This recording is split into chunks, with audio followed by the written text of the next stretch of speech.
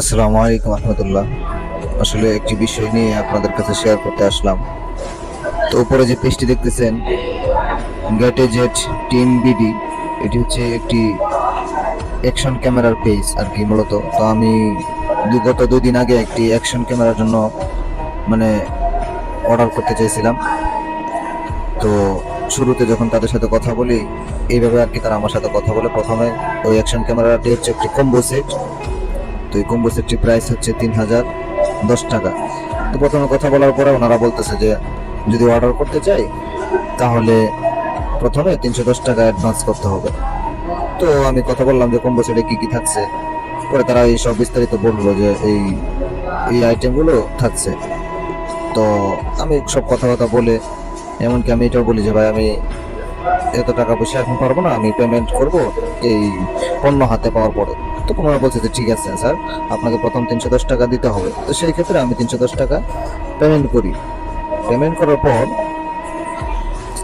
গতকালকের আগের দিন আমি যখন 300 টাকা পেমেন্ট করি, তো 300 টাকা পেমেন্ট করার পরে হ্যাঁ ওনারা ওই যে আমাকে বিকাশ পার্সোনাল নাম্বার দিচ্ছে, নগদ পার্সোনাল নাম্বার দিচ্ছে। হ্যাঁ, দেওয়ার পরে আমি এই নাম্বারে 310 টাকা পেমেন্ট করি। তো পেমেন্ট করার পরে দেখেন আমি নিচে দেখাচ্ছি যে আমি যে পেমেন্ট করছি তাদেরকে, এই যে 310 টাকা আমি পেমেন্ট করলাম, হ্যাঁ ওইটা আবার তাদেরকে স্ক্রিনশট দিয়ে আমি পাঠাইছি। তো একদিন পর আমি যখন তাদেরকে নক দিই যে ভাই আমার পার্সেলটা কি আমি আজকে পাবো, তো ওনারা বলে যে হ্যাঁ আজকে আপনি আপনার পার্সেল পাবেন, তো আপনার ফোনে মেসেজ যাবে। তো আমি অপেক্ষা করতে করতে ঘন্টাখানিক পরে ওনারা আমাকে একটা মেসেজ পাঠাইছে। হ্যাঁ, মেসেজ আমার সিমে আসছে, ওইটা দেখাবো। বাট ওর আগে এখানে আমাকে লিখছে যে আমি লিখছিলাম যে ভাই পণ্যকে আমি গিয়ে কুরিয়ার থেকে নিয়ে আসবো নাকি পণ্য আমার বাসায় আসবে। তো ওনারা বলছে যে না স্যার, হোম ডেলিভারিতে গিয়েছে, আপনার বাসায় গিয়ে আপনার কাছে দিয়ে আসবে পার্সেলটা। তো আমি ঠিক আছে, আচ্ছা ঠিক আছে, হয়তোবা আজকে পাবো কিনা আমি জিজ্ঞাসা করছিলাম। তো ওনারা বলছে হয়তোবা, আচ্ছা ঠিক আছে আজকেই পাবেন। কিছুক্ষণ পরে আবার কমেন্ট করছে যে আজকেই পাবেন। পরে আমি বলছি যে ওকে ভাই ইনশাল্লাহ।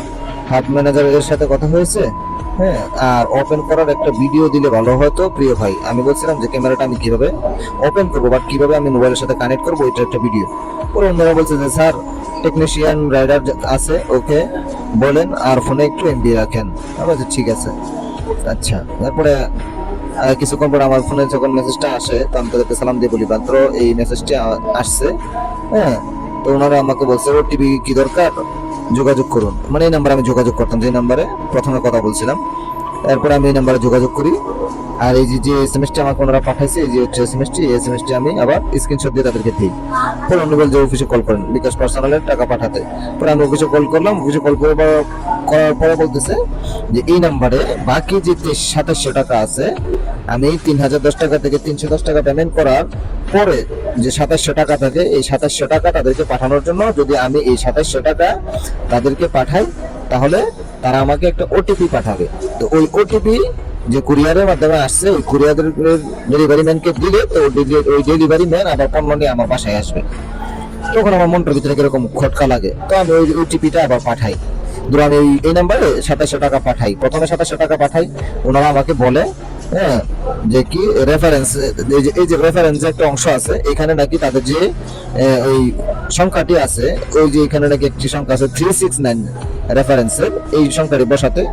তো আমি এই সংখ্যাটি বসাইনি, না বসাই আমি পেমেন্ট করছি। তো পেমেন্ট করার পরে হ্যাঁ ওনাদেরকে বললাম যে ভাই আমি তো 2700 টাকা পেমেন্ট করছি। তো এই যে দেখেন আমি যে এখানে 2700 টাকা পেমেন্ট করছি, সেটা এসএমএস ও কিন্তু আছে। আমি এই হচ্ছে আমার 2700 টাকা পেমেন্টের ইয়াটা। তো করার পরে ওনারা বলতেছে যে স্যার আপনি তো রেফারেন্স নাম্বার দেন নাই, হ্যাঁ আপনাকে আবার 2700 টাকা পেমেন্ট করতে হবে। 2700 টাকা পেমেন্ট করলে আপনার যে 2700 টাকা আপনি আগে দিয়েছেন, ওই 2700 টাকা আমরা আপনার পণ্যের সাথে দিয়ে দিব। তো আমি বললাম যে না ভাই, আপনি তো আমাকে টাকা দিচ্ছেনই, তাহলে আমার বিকাশে পাঠিয়ে দেন, আমি আবার নতুন করে টাকা পাঠাই। ওনারা বলতেছে যে না স্যার, এটা আমাদের মধ্যে হয় না, অনেক কিছু বলছে। আচ্ছা, আমি বললাম ঠিক আছে, আমার কাছে এখন টাকা নেই, ম্যানেজ করে পাঠাচ্ছি। এরপরে আমি আবার 2700 টাকা পাঠাই, ঠিক ওনারা যেইভাবে বলছে রেফারেন্স নাম্বার দিয়ে, আমি ওইভাবে রেফারেন্স নাম্বার দিয়ে পাঠাই। এই যে দেখেন এখানে দেওয়া আছে রেফারেন্স নাম্বার 509, এই যে নিচে অসংখ্য সংখ্যাটা এখানে দেওয়া 509। তো আমি 509 দিয়ে আমি রেফারেন্স নাম্বারটি, ওই যে রেফারেন্স নাম্বারটা আমি এখানে বসাই আমি 509 দিয়ে পাঠাই টাকাটা।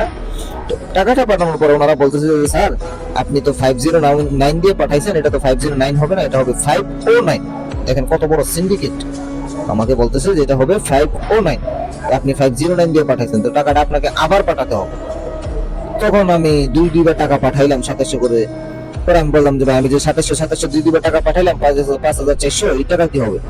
বলতেছে যে স্যার এই টাকা আপনার পণ্যের সাথে বুঝিয়ে দেওয়া হবে। তো আমি আবার গেলাম দোকানে, গিয়ে সেটা আমি আবার 2700 টাকা তাদের এই নাম্বারেই পেমেন্ট করলাম। ওই যে দেখেন আবার 2700 টাকা আমি পেমেন্ট করলাম, যেখানে রেফারেন্স নাম্বার দিছি 7i3। হ্যাঁ, 7i3 দিয়ে সেটা আমি আবার তাদেরকে 2700 টাকা পেমেন্ট করলাম। তো 2700 টাকা পেমেন্ট করার পরে যেটা হলো, অর্থাৎ আমি তাদেরকে 2700 করে তিনবার পেমেন্ট করছি। তার আগে 310 টাকা পেমেন্ট করছি। তাহলে 2700 তিনবার পেমেন্ট করার পর আমার এখানে বিল হচ্ছে 8100, আর আগের বিল হচ্ছে 310। তো টোটালি আমি তাদেরকে 8410 টাকা পেমেন্ট করার পরে ওনারা যে আমার সাথে একটা আচরণ করলো, এই দেখেন আমি বললাম যে ভাইজান একটু খবর নিয়ে দেখতেন যদি পার্সেলটা কি পাঠাইছে কিনা, আমি একটু বের হবো, তাই একটু যদি লিখতে গিয়ে যদি দেখতেন কষ্ট করে উনি কি কাছে পাঠাইছে কিনা, আমি লিখছি আমার টাইপে ভুল হয়েছে। ওনারা বলছে একটু অপেক্ষা করুন। মানে তখন থেকে শুরু হয়েছে তাদের আচরণ, আমি 10টা SMS করলে ওনারা আমাকে একটা SMS এর রিপ্লাই দিচ্ছেন। এই হচ্ছে তাদের পরিস্থিতি। দেখেন পর লাস্ট পর্যন্ত যেটা হলো, ওনারা আমাকে যে কুরিয়ারের নাম্বার দিয়েছে, ওই কুরিয়ারের নাম্বারকে আমি ফোন দিচ্ছি একের পর এক, ওই কুরিয়ারের কোনো লোকে আমার ফোন উঠাচ্ছে না। মানে আমি সন্ধ্যা 6টা থেকে রাত 9টা পর্যন্ত একের পর এক ফোন দিয়ে যাচ্ছে, ওনারা কেউ আমার ফোনটি রিসিভ করছে না। তো দেখেন আমি কত SMS, কত ভয়েস, কত রিকোয়েস্ট তাদেরকে করছি যে ভাই আমাকে আপনার পার্সেলও দিতে হবে না, আপনার টাকাও দিতে হবে না, আপনি জাস্ট শুধু খালি আমাকে 5000 টাকা ব্যাক পাঠান, আপনার 3000 টাকাও লাগবে না, আমাকে আমার প্রোডাক্টও দিতে হবে না, শুধু 5000 টাকা আমাকে ব্যাক পাঠান, আল্লাহর হস্তে আমাকে 5000 টাকা ব্যাক পাঠান, আমি আমার যে বিকাশের বিলটা বাকি আছে 5000 টাকা দিয়ে আমি এখান থেকে চলে যাই। এইভাবে পর্যন্ত তাদেরকে আমি রিকোয়েস্ট করছি ভাই আমাকে 3000 টাকাও দিতে হবে না, আমাকে প্রোডাক্টও দিতে হবে না, আল্লাহর রাস্তায় আমাকে 5000 টাকা ব্যাক পাঠান, আমি সেই 5000 টাকা দিয়ে এখান থেকে ছুটে যাই। এই যে দেখেন আমি সব ডকুমেন্টস এখানে শেয়ার করলাম। কিন্তু আল্লাহ এদেরকে কি পরিমাণ লোভে ফালাইছে একটু চিন্তা করেন। ওনাদেরকে এত মতন রিকোয়েস্ট করার পরেও ওনারা আমাকে 5000 টাকা ব্যাক পাঠাই নাই, অর্থাৎ আমার কাছ থেকে 8410 টাকা ছিনিয়ে নিয়ে আমাকে তারা রাত প্রায় তখন বাজে কয়টা 8:58 তারা আমাকে ব্লক করে দেয়।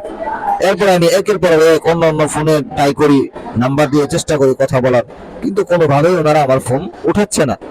এই হচ্ছে আমার মূলত তাদের সাথে ঘটে যাওয়া একটি ঘটনা। আমার জীবনে আমি কখনো এরকম প্রতারকের শিকার হই নাই। তো মূলত আজকের এই বিষয়টা আপনাদের কাছে তুলে ধরার কারণ একটাই, যে আমি যেরকম প্রতারণার শিকার হয়েছে, আল্লাহর হস্তে এদের সাথে কেউ কোনো ধরনের কোনো লেনদেন করবেন না। বিশেষ করে এই যে ফেসবুকে যে অনেক অ্যাড গুলা দেখায়, অ্যাকশন ক্যামেরা, অফার প্রাইস, এই সেই বক্কর চক্কর অনেক কিছু দেখায়, আল্লাহর হস্তে এদের চক্রে কেউ পড়বেন না। আমার ভাই তিন করে যাইতে হইতে আমার 8410 টাকা গেছে। আমার মতন এরকম প্রতারণার শিকার কেউ হবেন না। এই যে এরকম পেজ যেগুলা আছে, এরকম কোন পেজে কোনো ধরনের কোনো লেনদেন করবেন না। প্রয়োজনে 4 টাকাটা 5 টাকা দিয়ে কিনবেন, দোকান থেকে গিয়ে সরাসরি কিনবেন। এরপরে এদের মতন সিন্ডিকেটের হাতে পড়বেন না। আমি পড়ছি, কিন্তু এদের মতন প্রতারকের হাতে আপনারা পড়বেন না। এই মূলত আমার কথাটা ছিল। হ্যাঁ, তো আশা করি সকলে আমার এই বিষয়টা বুঝতে পারছেন। আপনাদেরকে মূলত শেয়ার করার কারণ একটাই, আমি যেরকম প্রতারণার শিকার হয়েছি আপনারা এরকম প্রতারণার শিকার হবেন না। এই হচ্ছে মূলত আমার কথা। তো সকলে ভালো থাকবেন, সুস্থ থাকবেন। আল্লাহ হাফেজ। আসসালামু আলাইকুম রহমতুল্লাহ।